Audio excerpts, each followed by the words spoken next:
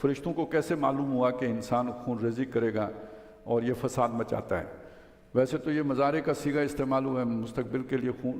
فساد مچائے گا اور خون ریزی کرے گا، یہ بھی ہو سکتا ہے ترجمہ، اور یہ بھی ہو سکتا ہے کہ فساد مچاتا ہے اور خون ریزی کرتا ہے، یہ معنی بھی، یہ ترجمہ بھی ہو سکتا ہے۔ تو ایک رائے تو یہ ہے کہ جنوں نے جو جن پہلے آباد تھے زمین کے اوپر، چونکہ یہ کام وہ کرتے تھے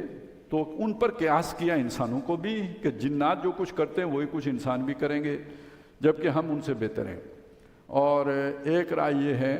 کہ انہوں نے مطلب قیاس یعنی جسے کہتے ہیں اپنا تعقل کیا کہ اگر اختیار دے گا تو اختیار کا غلط استعمال بھی ہو سکتا ہے، تو اختیار نہیں ہونا چاہیے، یعنی یہ فرشتوں نے سوچ کر بتایا۔ اب جو موجودہ ہمارا علم ہے اس میں ایک تیسری رائے بھی کی جو اختیار کی جا سکتی ہے، وہ ضروری نہیں کہ سب کریں، لیکن یہ کہ امکان پیدا ہو گیا ہے، وہ یہ ہے کہ بہرحال اگر آپ ڈارون کو تو ایک طرف رکھ دیں، لیکن یہ کہ یہ بات مان لیں کہ انسان اگر کروڑوں سال پہلے یا لاکھوں سال پہلے اس کی موجودگی ثابت ہوتی ہے سائنسی طور پر، ایک فیکچوئل بات ہے، اس کا انکار نہیں کیا جا سکتا، تو آدم علیہ السلام تو زیادہ سے زیادہ 10,000 سال پہلے کی شخصیت ہیں۔ تو اس سے پہلے یعنی جب یہ واقعہ پیش آیا اس سے پہلے انسانوں کی موجودگی ثابت ہوتی ہے، اگر سائنسی طور پر ثابت ہوتی ہے، تو وہ کوئی انسان ایسے ضرور تھے کہ جن کے اندر